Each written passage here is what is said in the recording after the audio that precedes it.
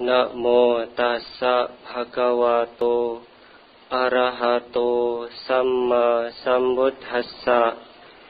Namo tassa bhagavato arahato samma sambuddhassa. Namo tassa bhagavato arahato samma sambuddhassa.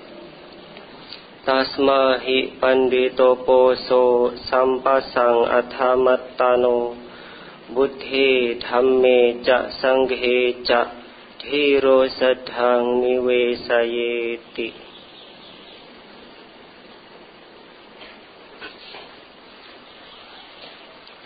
Ya, kepada pemimpin puja bakti yang saya hormati, ibu, bapak, dan saudara sedama yang berbahagia, selamat pagi, Namo Buddhaya.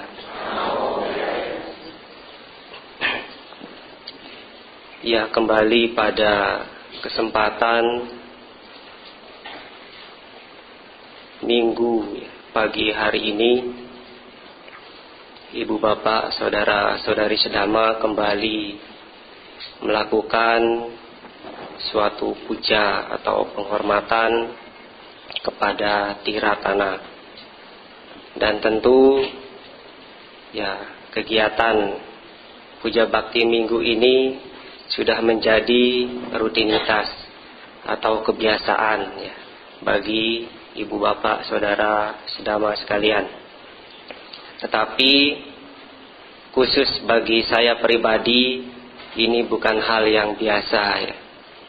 Kenapa tidak biasa? Ya, ini mengisi puja bakti umum ya, pada hari Minggu di Wihara Jakarta Dhamma Cakra Jaya ini adalah yang pertama bagi saya. Ya, dan ya, khususnya bagi angkatan kami para bhikkhu, ini merupakan hari yang ke-9 ya. Jadi belum lama menjadi bhikkhu. Nah, dan sekarang pada hari yang ke-9 ini, sejak di Upasampada, saya memiliki kesempatan atau mendapat kesempatan ya untuk berbagi ya, pengetahuan Dhamma kepada ibu, bapak, saudara, saudari sedama sekalian. Ya, untuk mengawali penyampaian saya pada kesempatan kali ini, ya, saya ingin menyampaikan sebuah cerita ya, atau kisah yang berkenaan dengan umat Buddha tentunya. Kalau Bapak Ibu pernah mendengar atau persisnya membaca ya, salah satu artikel dalam majalah Dhamma Cakra, tulisannya Samanera Dhammasiri. Ya, pernah suatu saat beliau menuliskan tentang peristiwa dulu ya, sebelum beliau menjadi samanera, kemungkinan seperti itu. Ya, beliau memiliki teman yang mana temannya ini bisa dikatakan sangat aktif ya, dalam kegiatan di wihara, sangat rajin sekali mengikuti kegiatan di wihara. Nah, tentu kalau ada orang seperti itu, kita berpikir orang ini memiliki keyakinan yang kuat seperti itu. Nah, dan Samanera Dhammasiri pun berpikir seperti itu. Orang temannya ini ya sering datang ke wihara, melakukan berbagai kegiatan kewiharaan. Nah, beliau berpikir temannya ini memiliki keyakinan yang kuat. Tetapi belakangan ya, suatu saat ternyata diketahui temannya yang aktif ke wihara tersebut ternyata pindah agama istilah umumnya, atau ya berpaling keyakinannya dari ya agama Buddha menjadi agama yang lain. Nah, dari kejadian tersebut, dari cerita tersebut, kita juga bisa berpikir ya, bahwa kita yang saat ini sebagai umat Buddha, kemungkinan ya, kalau kita tidak memiliki keyakinan yang kuat, keyakinan yang teguh kepada Tiratana, bisa kemungkinan suatu saat kita pun sama seperti teman Samanera Dhammasiri tersebut, pindah atau beralih keyakinan seperti itu. Nah, apa yang akan saya sampaikan pada saat ini, ya di sini tentang meneguhkan atau menumbuhkan keyakinan, tapi tentu tidak terlalu spesifik ya. Ya hanya beberapa hal yang berkaitan ya dengan keyakinan kita terhadap Tiratana. Ya seperti ya kutipan tadi yang saya sampaikan, yang mana dapat diartikan, ia yang bijaksana setelah mengetahui manfaat kebajikan bagi diri sendiri, yang memperkuat keyakinannya kepada Buddha, Dhamma, dan Sangha. Nah, seperti itulah yang perlu kita upayakan ya, ketika kita sekarang ini sudah memiliki keyakinan kepada Tiratana, kita berusaha ya, mengembangkan, menumbuhkan ya, keyakinan yang kita miliki. Ya, tentu sebagai umat Buddha ini bisa dikatakan menjadi kewajiban kita ya. Kewajiban kita untuk menumbuh kembangkan keyakinan yang kita miliki. Ya tentu keyakinan yang utama adalah kepada Tiratana ya, Buddha, Dhamma, dan Sangha. Nah, Tiratana ini adalah objek puja yang tertinggi ya.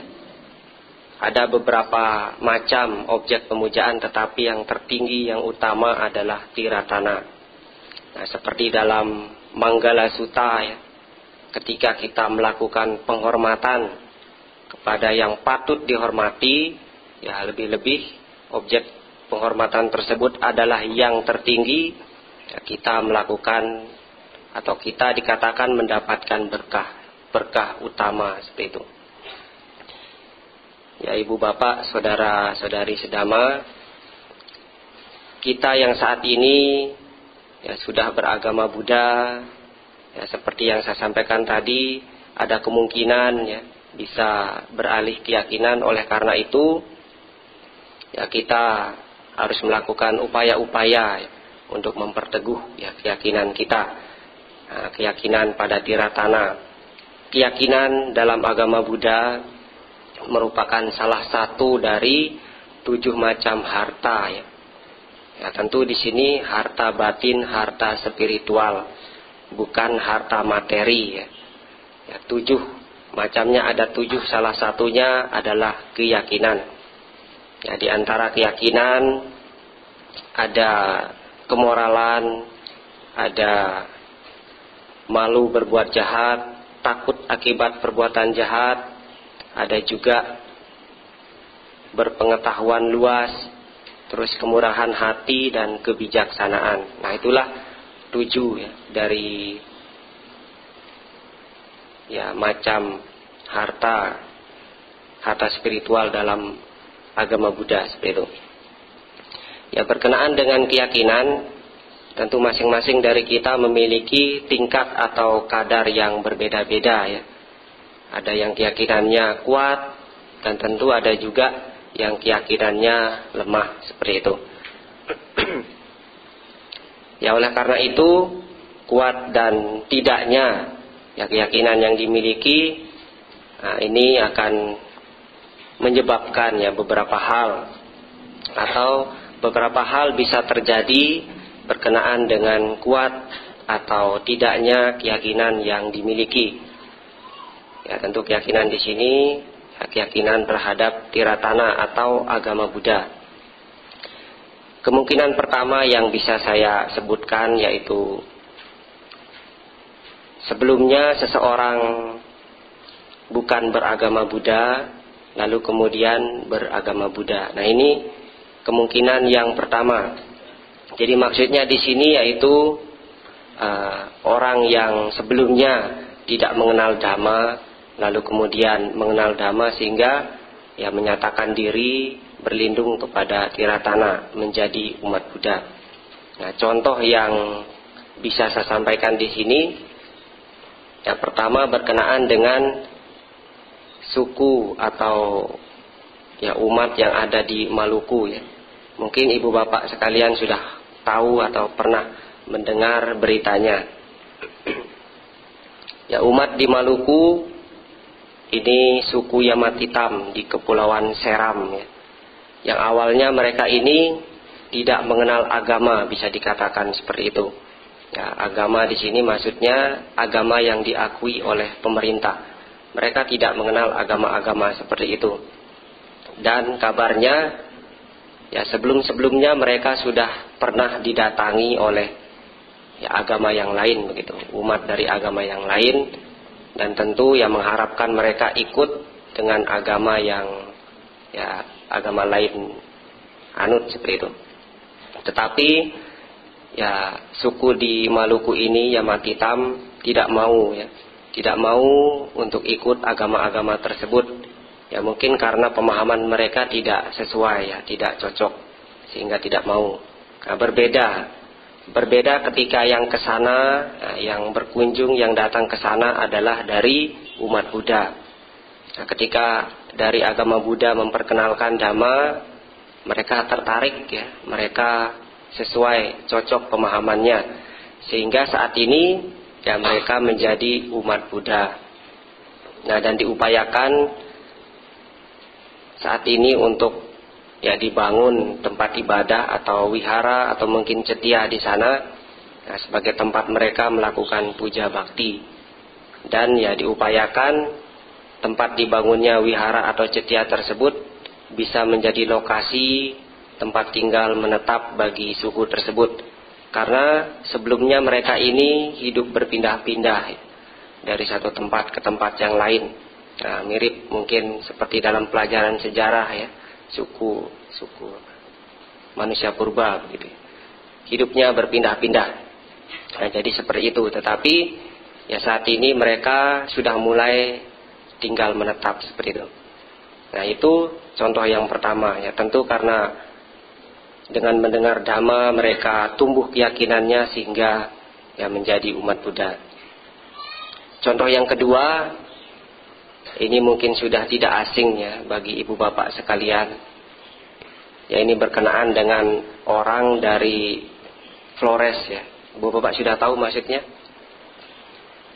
Ya, pada Sabtu ya 13 Juni ya kemarin ya, di sini di Wihara Jakarta Dhamma Cakajaya ini ya, di Upusatagara di sana ya, dilakukan upasampada biku, yang mana salah satunya adalah orang dari Flores. Nah, umumnya orang Flores tidak mengenal agama Buddha begitu ya, umumnya. Tetapi ya salah satu dari mereka yang sekarang sudah menjadi biku, ya tentu sebelumnya bukan beragama Buddha begitu. Dan ketika mengenal Dhamma, tumbuh keyakinannya, lalu menjadi umat Buddha. Tapi berbeda tentunya dengan umat Buddha pada umumnya, yang mana umumnya orang dari keyakinan yang lain menjadi umat Buddha awam. Nah, tapi beliau tidak sekedar menjadi umat Buddha, tetapi ya sekarang menjadi biku. Nah, tentu ini sangat menginspirasi sekali ya. Nah, kalau bapak-bapak di sini kapan mau jadi biku? Nah, bapak ibu kalah ya, bapak-bapaknya kalah dengan ya sekarang biku atakpio ya, yang mana sebelumnya berkeyakinan lain sekarang menjadi biku. Nah, itu contoh yang dapat saya ungkapkan. Nah, kemungkinan yang kedua yaitu ketika seseorang sudah menjadi umat Buddha lalu tetap atau selamanya menjadi umat Buddha. Nah, jadi maksudnya di sini ketika seseorang sudah mengenal Dhamma lalu ya sampai detik ini pun ya masih beragama Buddha seperti itu. Nah, itu yang bisa terjadi. Contohnya siapa? Yang sejak mengenal agama Buddha sampai detik ini tetap beragama Buddha, siapa? Ya, ibu bapak sekalian ya. Ya, tentu karena ini memiliki keyakinan yang teguh ya, sampai saat ini pun masih memiliki keyakinan terhadap Tiratana. Nah, ini contoh yang nyata kita lihat sekarang ini.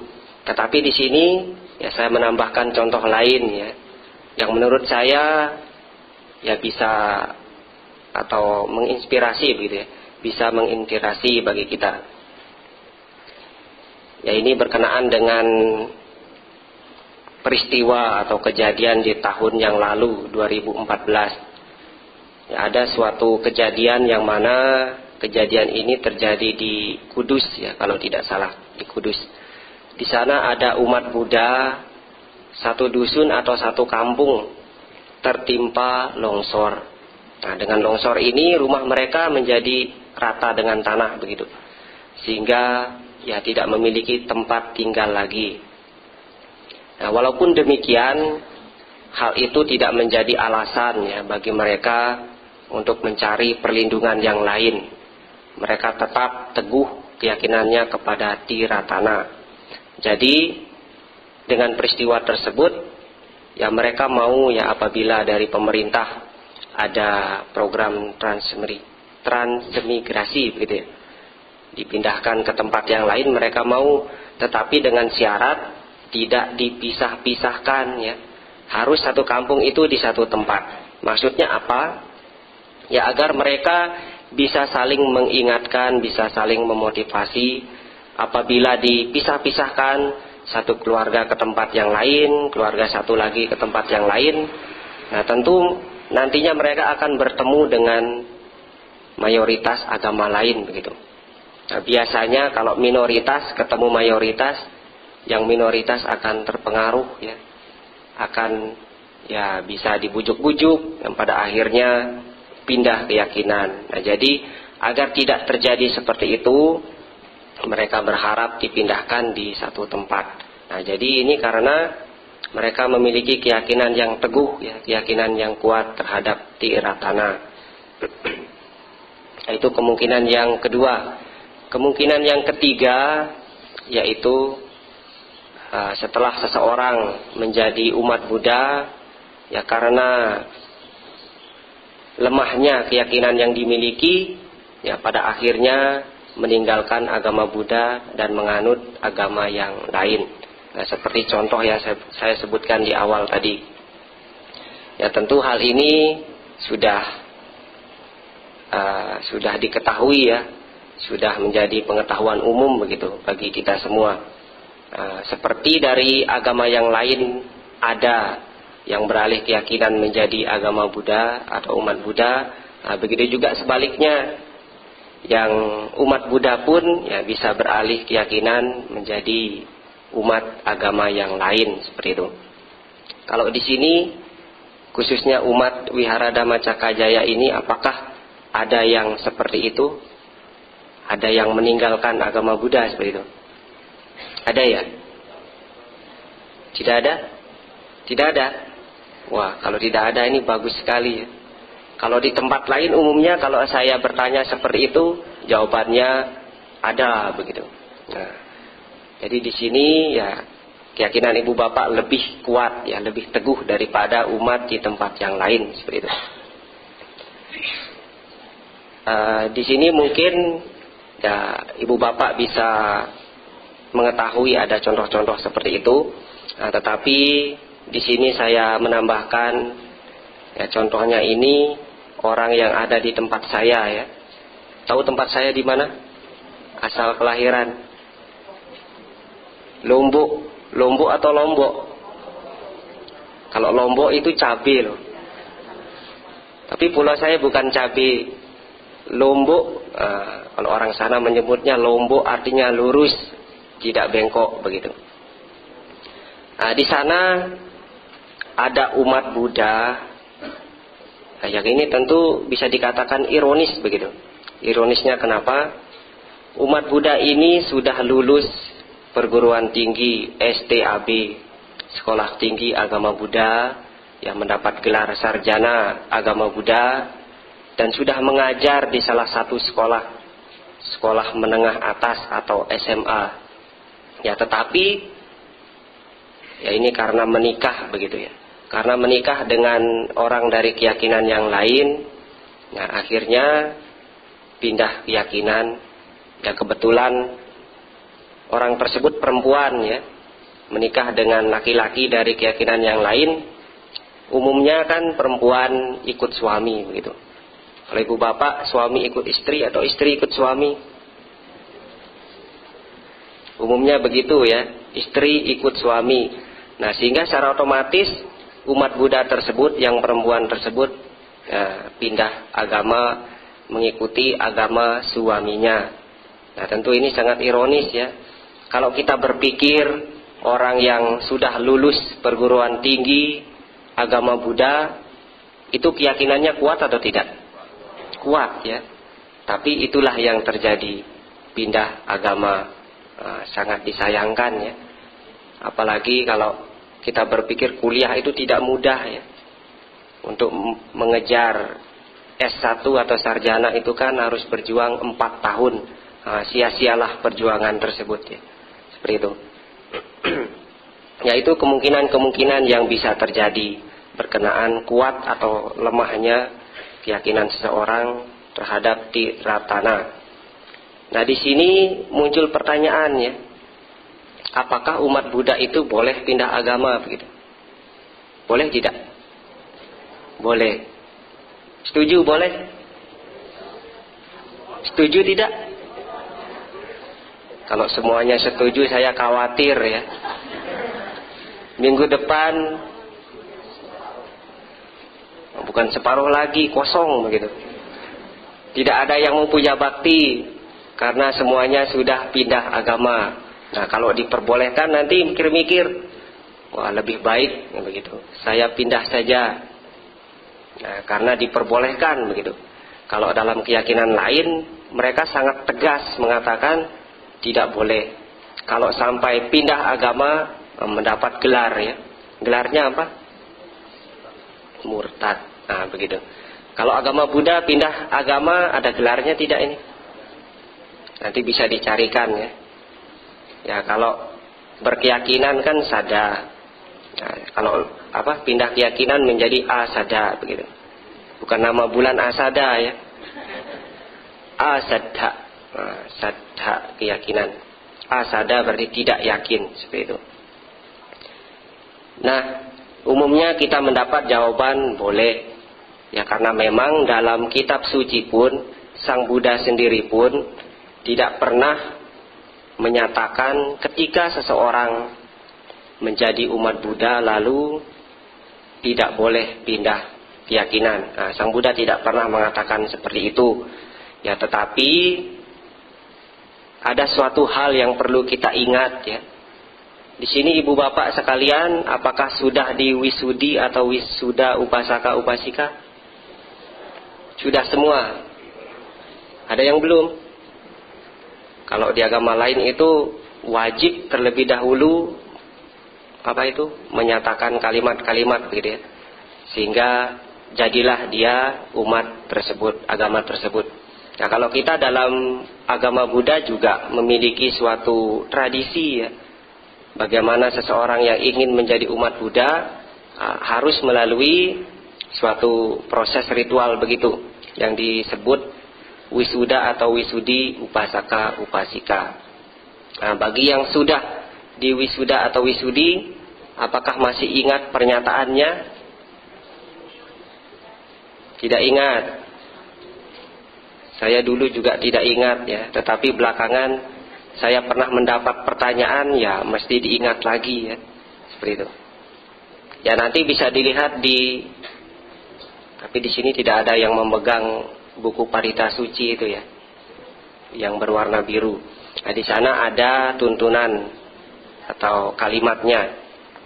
Ya di sini saya mengutarakan atau menyampaikan terjemahannya ya.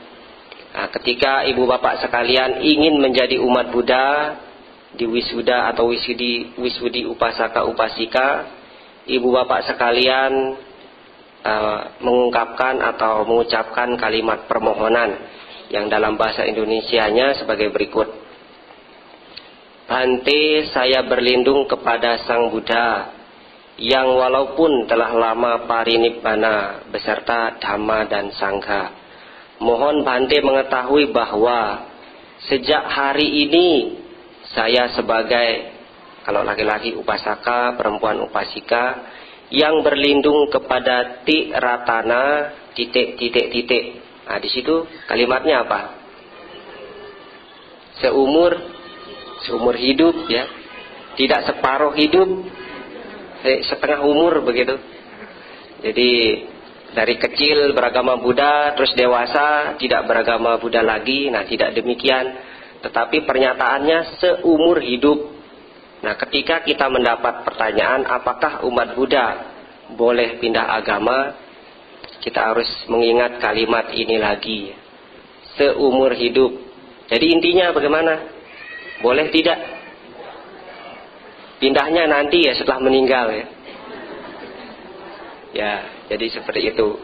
Kita juga bisa mengatakan umat Buddha tidak boleh pindah agama karena sudah menyatakan tekad, atau lebih seriusnya menyatakan sumpah.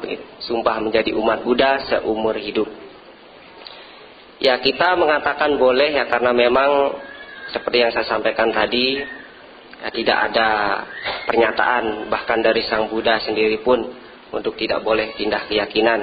Ya, kadang kita membanding-bandingkan begitu ya, ajaran agama Buddha dengan yang lainnya. Nah, perbandingannya bagaimana?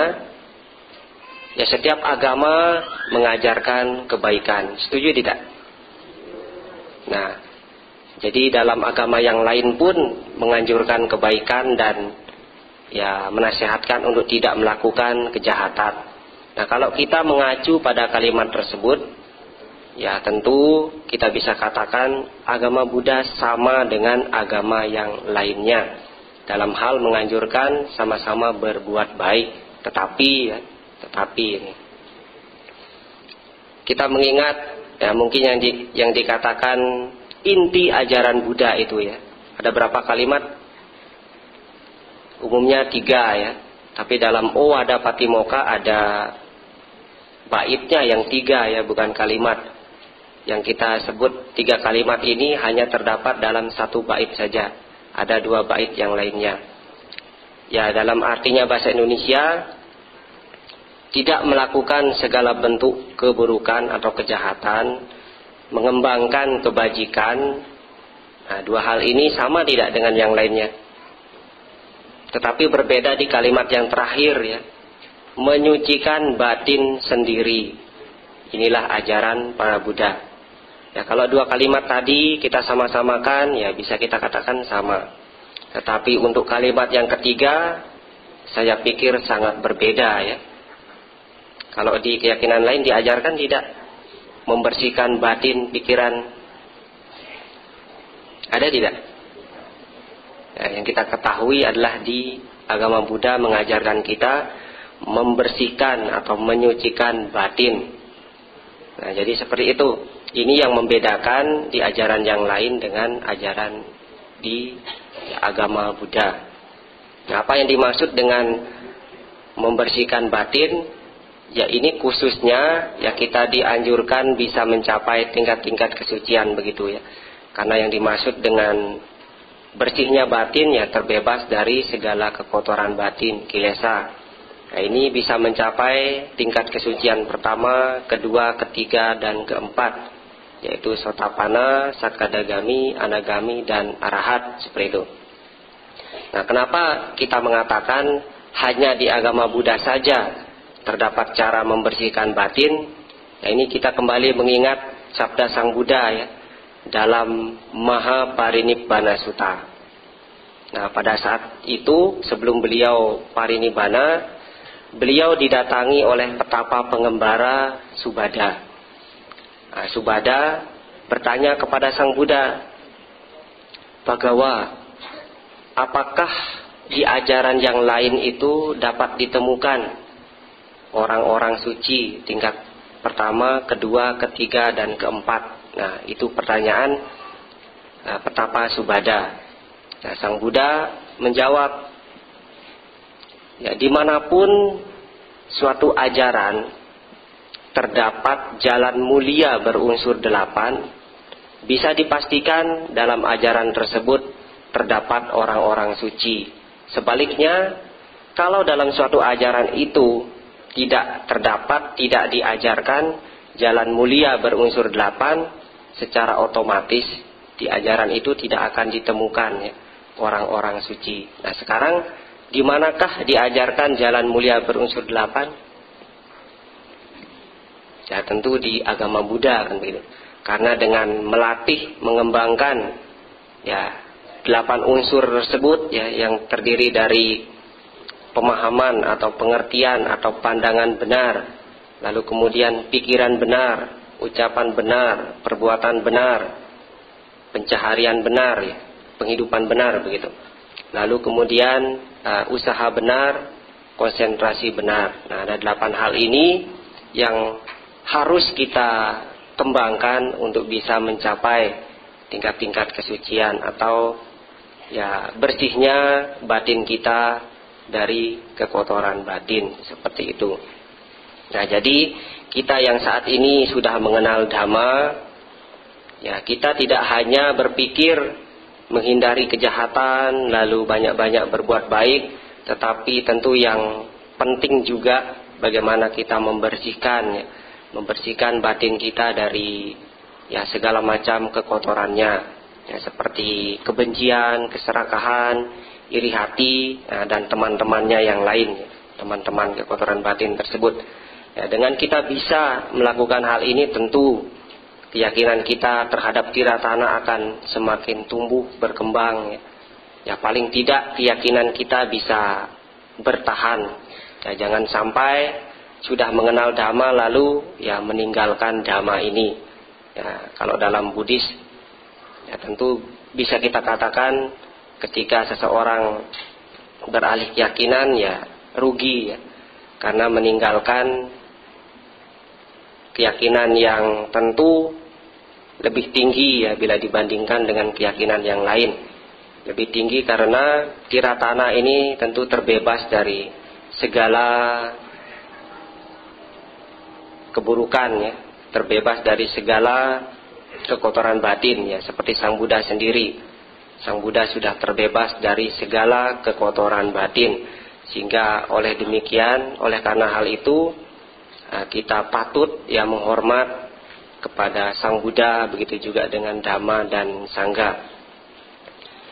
Ya ini berkenaan dengan keyakinan sangat penting ya, seperti yang saya ungkapkan di awal, merupakan salah satu harta spiritual.